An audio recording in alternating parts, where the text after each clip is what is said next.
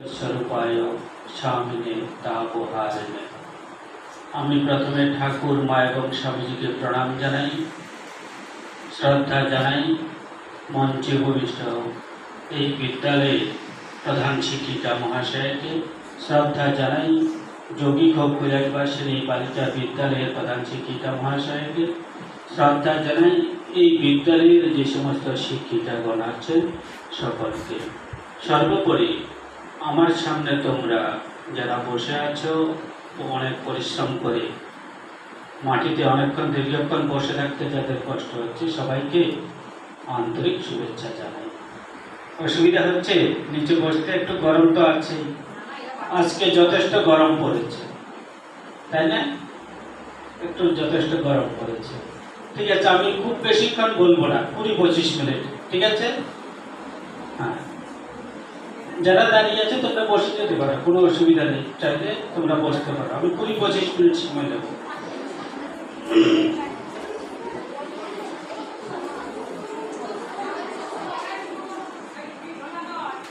আমি যখন এই বিদ্যালয়ে আসছিলাম প্রথমে ভাবছিলাম আর এই বিদ্যালয়ে কোথায় যাচ্ছি, রাস্তা নেই, কিছু নেই।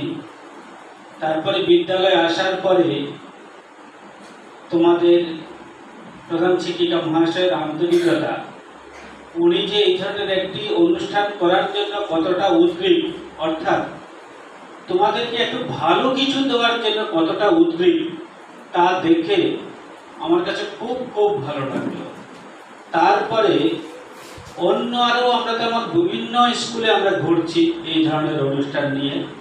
বিশেষত আমি 3টি বছর এই ধরনের অনুষ্ঠান করে যাচ্ছি পূর্ব এবং পশ্চিম মেদিনীপুরের বিভিন্ন বিদ্যালয়ে।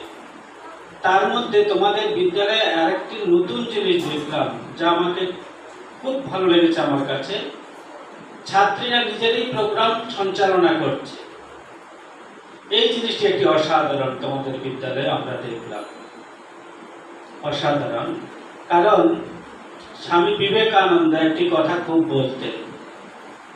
তিনি বলতেন আমাদের দেশে নারীদের শিক্ষা দিয়ে ছেড়ে দাও, তারপর পুরুষরা গিয়ে বলতে হবে না তুমি এটা করো ওটা করবে না, বারবার দাদাগিরি করতে হবে না।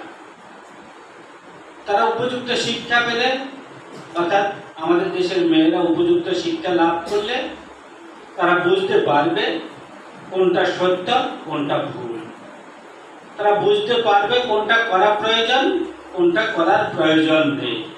আমাদের দেশের মেয়েদের তাই কি প্রয়োজন? উপযুক্ত শিক্ষা প্রয়োজন। তাই স্বামী বিবেকানন্দ এই দেশের মেয়েদের শিক্ষা প্রদানের জন্য প্রথম ভেবেছিলেন। ভারতবর্ষে তিনি যখন নিবেদিতা বলছিলেন স্বামীজির দেহত্যাগের পর, তিনি বলছিলেন আমি সারা ভারতবর্ষ স্বামী বিবেকানন্দের সাথে ঘুরে বেরিয়েছি, কিন্তু আমি সব সময় তার মধ্যে একটি যন্ত্রণা অনুভব করতাম। স্বামী বিবেকানন্দের মধ্যে একটি যন্ত্রণা ছিল। কি যন্ত্রণা?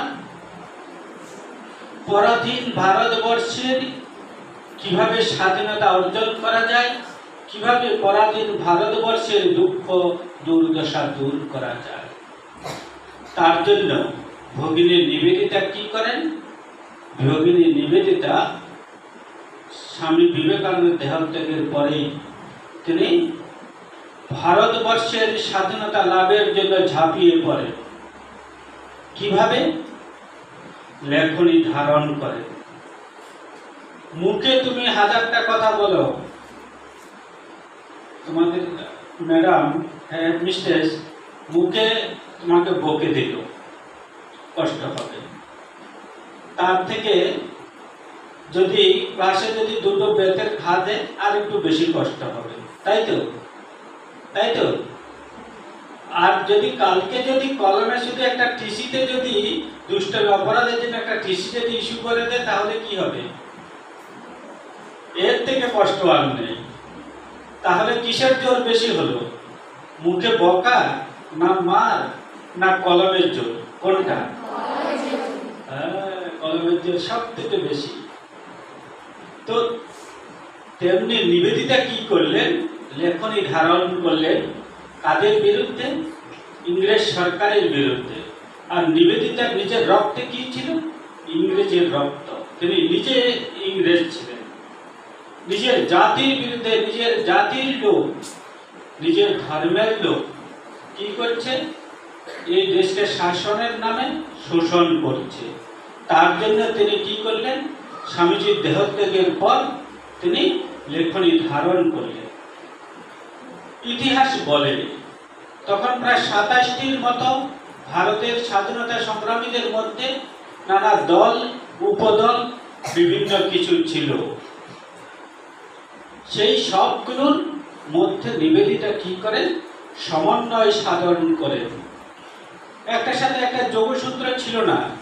কেউ আলাদা করে এখানে, কেউ নরমপন্থী, কেউ চরমপন্থী, কেউ মধ্যপন্থী ইত্যাদি ভাগে ভাগে প্রায় 27টার মতো এমন দল ছিল, উপদল ছিল।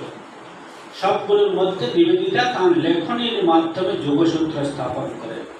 যুবকদের মধ্যে একটা যোগসূত্র স্থাপন করেন। কেন? এদেশের মানুষের কল্যাণের জন্য। স্বামী বিবেকানন্দ নিবেদিতাকে কেন এনেছিলেন বিদেশ থেকে? কে বলতে পারবে বলো তো? বিদেশ থেকে কেন এনেছিলেন? একজন বলো। হ্যাঁ বলো। ম্যাডাম বলবেন না। হ্যাঁ বলো বলো বলো। হ্যাঁ, নারী শিক্ষার জন্য। ভারতের উন্নয়ন ওটা মানে ওভারঅল যদি আমরা দেখতে যাই, কিন্তু মূল উদ্দেশ্যটা ছিল নারী শিক্ষা।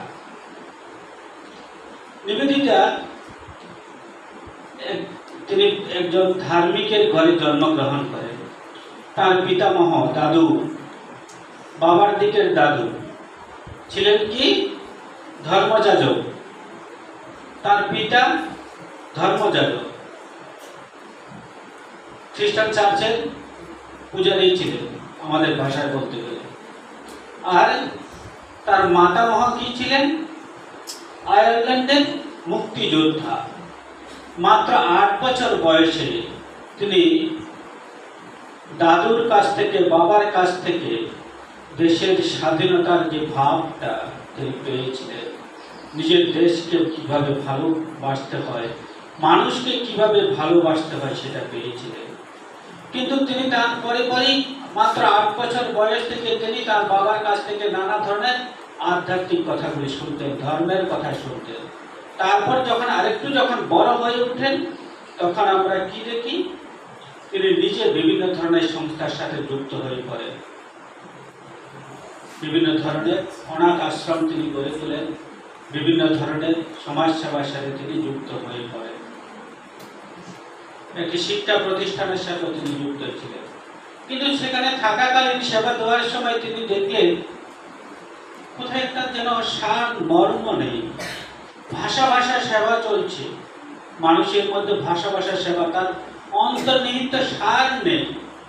শুধু সেবা করতে হয়, সেবা করে মানুষের কল্যাণ কি হচ্ছে জানে না, কিন্তু সেবা করে নিজের নাম যশ বৃদ্ধি, মনে হয় যেন নিজের একটা ভুল পথে চালিত হওয়া।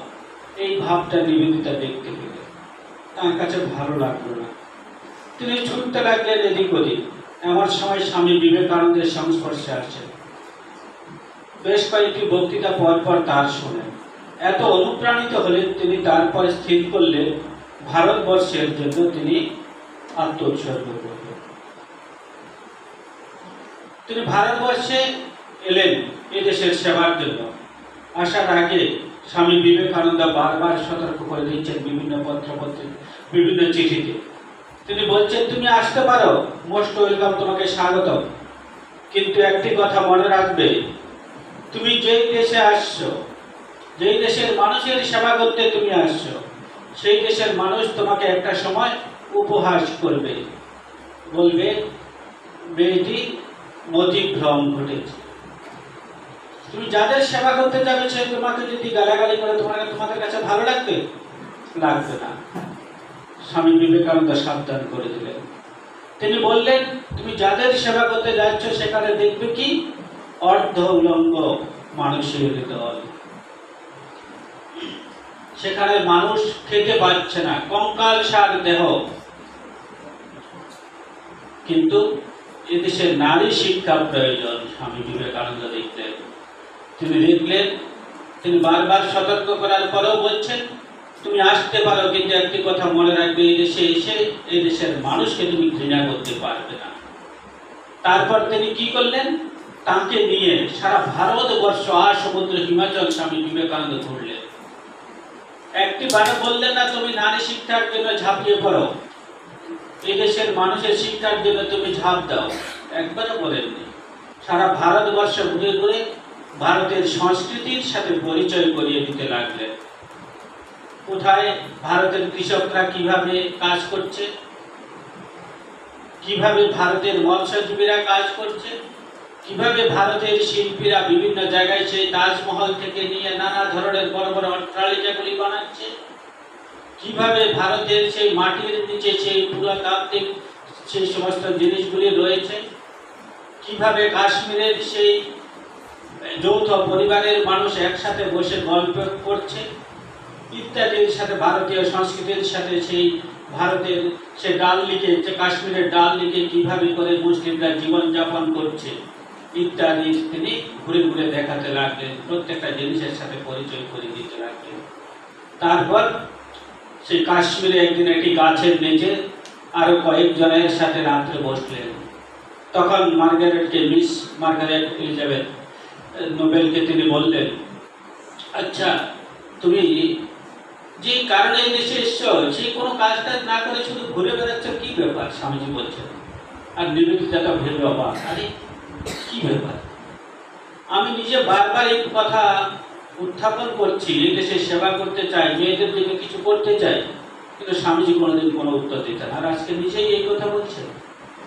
তারপরে তিনি বলছেন, জানো তো, আগে এই দেশকে জানতে হবে, তুমি যাদের জন্য সেবা দিবে, যাদের কথা তুমি ভাববে, তাদের আগে তোমাকে কিছু জানতে হবে। এখন আমি যেখানে যাচ্ছি সেই জায়গার সম্পর্কে, ভৌগোলিক অবস্থা সম্পর্কে যদি আমি যদি না জানি, সেখানে গিয়ে আমি তাহলে বিপদে পড়তে পারি, মানুষকে ভালোবাসতে পারবো না আমি সেখানে। তার জন্য স্বামীজি নিবেদিতাকে ভারতীয় সংস্কৃতির সাথে পরিচয় করে দিলেন। এই যে তোমরা আজকাল প্রজেক্ট করো, তো 9-10 প্রজেক্ট আছে, এই যে প্রজেক্টের মূল উৎপত্তি প্রথম কোথা থেকে শুরু হয় জানো? জানো না। এই আমাদের এটি হলো সব থেকে মজার ব্যাপার। আমাদের পাঠ্যপুস্তকে আজকাল যে সমস্ত জিনিস আছে, আমাদের কেন্দ্রীয় সরকারের কি বলে আত্মনির্ভর ভারত, আর রাজ্য সরকার কি বলে স্বনির্ভর ভারত, তাই না? এই সমস্ত প্রকল্পগুলির কথা তোমরা শুনেছ, নাম শুনেছ। এই স্বামী বিবেকানন্দের কথাগুলি অনেক আগে বলে গেছে, স্বনির্ভর হও। তিনি কি বলেছেন? যে শিক্ষা মানুষকে নিজের পায়ে দাঁড়াতে শিক্ষা দেয় না, সেই শিক্ষা শিক্ষা নয়। এমন শিক্ষা লাভ করবে যে শিক্ষার দ্বারা তুমি নিজের পায়ে দাঁড়াতে পারবে। স্বামী বিবেকানন্দ এই কথাটুকু শিখিয়ে দিয়েছিলেন। অর্থাৎ পড়ালেখার পাশাপাশি তুমি এমন ধরনের কারিগরি বিদ্যা বা এমন ধরনের প্রযুক্তি ইত্যাদি তুমি শিখে নিবে, যে শিক্ষা লাভ করে তুমি নিজের পায়ে দাঁড়াতে পারবে, তুমি চাকরির জন্য তখন রাস্তায় ঘুরতে হবে না।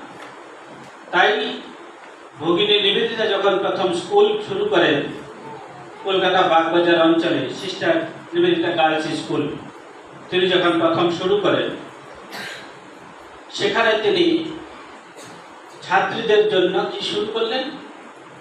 তখন আর এই সমস্ত সুন্দর ভাষা ছিল না, প্রজেক্ট পার্ক। প্রজেক্টের নাম তখন কি ছিল? এই সমস্ত হাতের কাজ শেখানো, রুমালের মধ্যে হাতের কাজ শেখাবে, শিখবে মেয়েরা।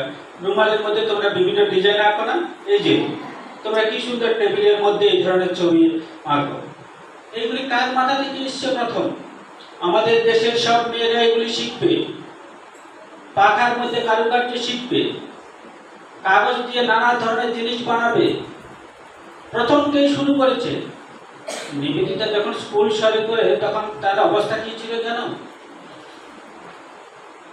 তিনি যেদিন প্রথম মিটিং করে একজনও হাত তুলছে না, কেউ বলছে না যে নিজের মেয়েকে দেবে। তখন এমন ঘনিষ্ঠ দু একজন থাকে, তো রামকৃষ্ণ মিশনেরা দু একজন ঘনিষ্ঠ থাকে, তাদের কাউকে তখন স্বামী বিবেকানন্দ পাশে বলছে, ধাক্কা দিয়ে বলছে, তুই বল না তোর মেয়েকে পাঠাবি। যে মিটিংয়ে নিজে নারীদের জন্য স্কুল করার জন্য এসছে, স্বামীজির খুব একনিষ্ঠ ব্যক্তি, যে নিজেও চাইছে নারীদের জন্য শিক্ষা হোক, কিন্তু সে নিজেও নিজের মেয়েকে দিতে ভয় পাচ্ছে। স্বামী বিবেকানন্দ তখন ধাক্কা দিচ্ছে বাস থেকে, তখনকার অবস্থাটা ভাবো কেমন। ওই সময়ে নিবেদিতা নিজে শিক্ষা যখন দেওয়া শুরু করলেন, যখন স্কুল করলেন, প্রথম কিছুদিন পরে দেখা যাচ্ছে আর কেউ আসছে না। নিবেদিতা বাড়ি থেকে গিয়ে গিয়ে তুলে তুলে মেয়েদের নিয়ে আসতেন, এদের শিক্ষা দিতেন, নানা ধরনের এই সমস্ত কাজগুলি করতেন।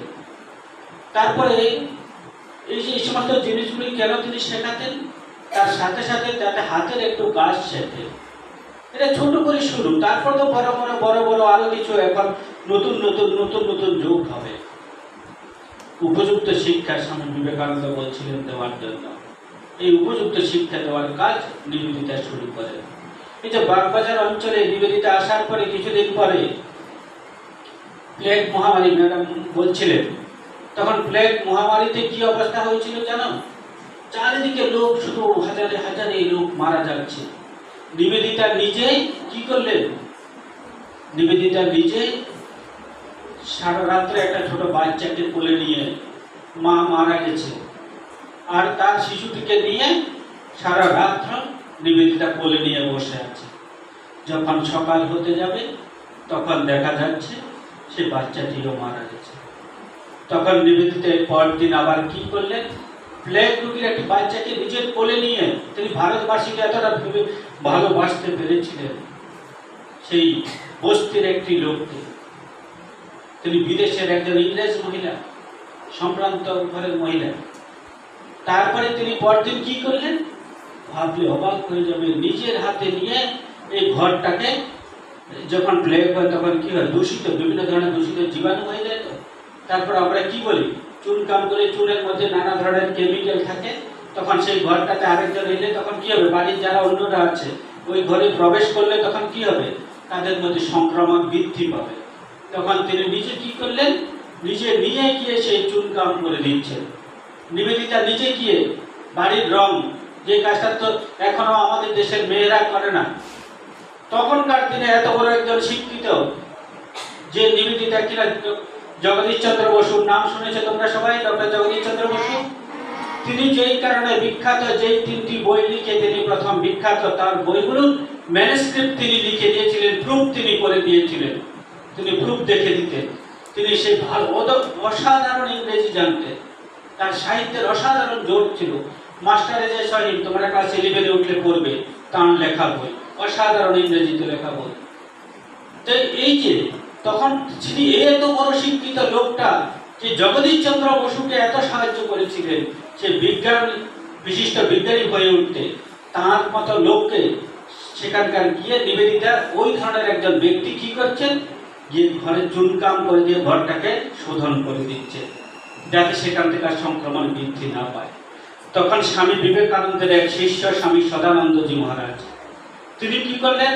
এত সংক্রমণ হচ্ছে দেখে সব মেথর যারা ছিল, যারা জঞ্জাল পরিষ্কার করছিল, তারা সব চলে যাচ্ছে। একজন মেথরা সবাই বলছে, দূর থেকে সব বসে বসে রং দেখতে, বলছে আমরা মরবো 2 দিন পরে। এই সমস্ত বস্তির সব নোংরাগুলি যেখানে ফেলে সেখানে সব বাড়ির কি জীবাণুগুলো সব ভর্তি, বলছে আমরা তো 2 দিন পরে মরবো, আমরা এগুলি কাজ করবো না, মেথরটা বলছে। তখন স্বামীজির শিষ্য স্বামী সদানন্দ মহারাজ তিনি কি করলেন? তিনি নিজের হাতে আরো কয়েকজনকে নিয়ে সেটা পরিষ্কার করতে লরি লরি, বেশ কয়েকটা লরি, আমার ঠিক সংখ্যাটা এখন মনে নাই, ভালো সংখ্যক কয়েকটা লরি সেখান থেকে আবর্জনা একজন সাধু নিজে পরিষ্কার করেছে। কয়েক লরি আবর্জনা পরিষ্কার করার পরে তখন মেথরটা দূর থেকে দেখে আর স্থির থাকতে পারছে না, তাদের চোখে জল এসে গেছে। তারা বলছে, তোমরা কি করছো বাবা, আমরা পারি না, তোমরা নিজের জীবন বিসর্জন দিতে পারছো আর আমরা করতে পারি না। এই বলে তারা সবাই আবার এসে হাত লাগালেন। সেখানে নিবেদিতাও গিয়ে হাত লাগিয়েছিল। একজন বিদেশি মহিলা আমাদের দেশের জন্য কতটা করেছে, তোমাদের জন্য কতটা ভেবেছে তোমরা ভাবো। আর আমরা এখন কি করি? আমরা এখন যখন একটু শিক্ষিত হয়ে যাই, তখন আমরা ভাবি, তোমরা এখন যারা এখানে সবাই বসে আছো, তোমরা সবাই ভাবো কি ডাক্তার হবে, ইঞ্জিনিয়ার হবে। কেন? আমি যদি জিজ্ঞাসা করি কেন ডাক্তার হবে, সবাই বলবে দেশের সেবা করব তাই। কিন্তু দুদিন পরে সত্যি সত্যি যদি তুমি যদি একজন ডাক্তার হয়ে যাও বা চাকরি পেয়ে যাও, তখন তুমি কি করবে? দেশের সেবার জায়গায় কয়েকজন বাদ দিয়ে বাকি বেশিরভাগ কি করবে? আরো 10টা নার্সিং হোমের সাথে যুক্ত হবে। সেবা বাদ দিয়ে তোমার ইনকাম আরো কি করে বাড়াবে তার চিন্তায় তুমি মগ্ন হবে। আমি আমাদের স্কুলের স্টুডেন্টদের অনেক সময় ছোট ছোট বাচ্চাদের জিজ্ঞাসা করি ভবিষ্যতে কি হতে চাও?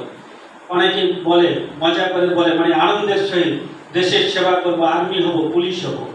আর যেই চাকরিটা পেয়ে যাবে তারপরে ভালো টাকা ইনকাম করছে। একজন এখন যারা সরকারি চাকরি করে তাদের নিজের পরিবার চালানোর পক্ষে যথেষ্ট পরিমাণে রোজগার করতে পারে, সরকার তাদের যথেষ্ট পরিমাণে টাকা দেয়, কিন্তু সেই টাকায় তাদের যথেষ্ট হয় না। তারা কি করে? আরো চাই, আরো চাই, আরো চাই।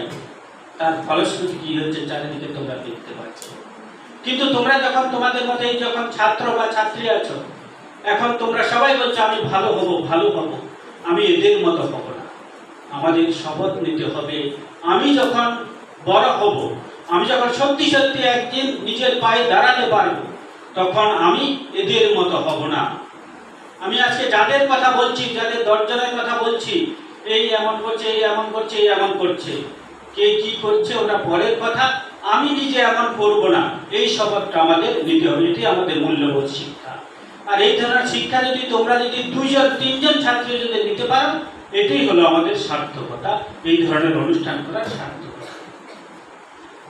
যাই হোক, আমার আলোচনা দীর্ঘায়িত করছি না, তোমাদের অনেক অনেক ধন্যবাদ জানিয়ে এখানে আমাদের আলোচনা শেষ করছি।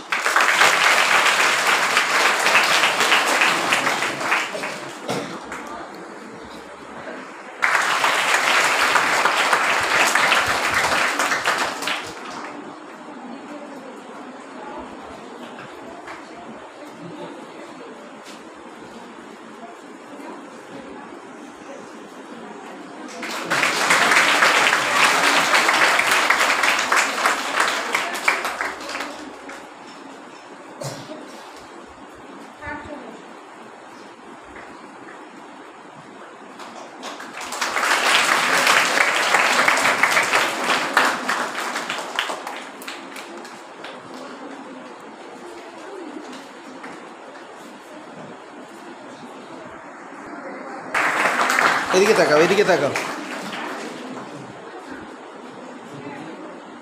ঠিক আছে।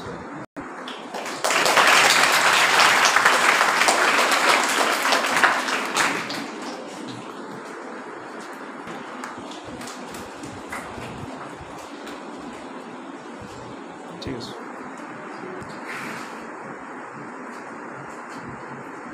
ঠিক আছে।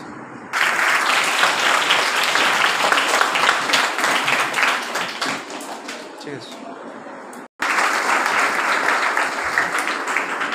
ঠিক আছে।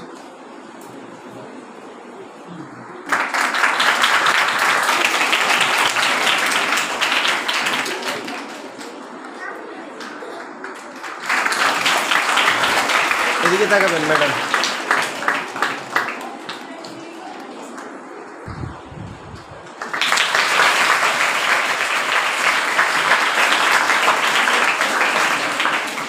খুব সুন্দর।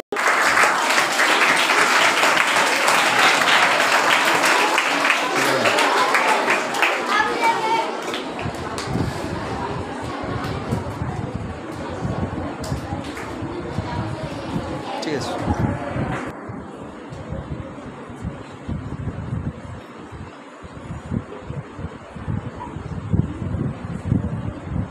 ঠিক আছে।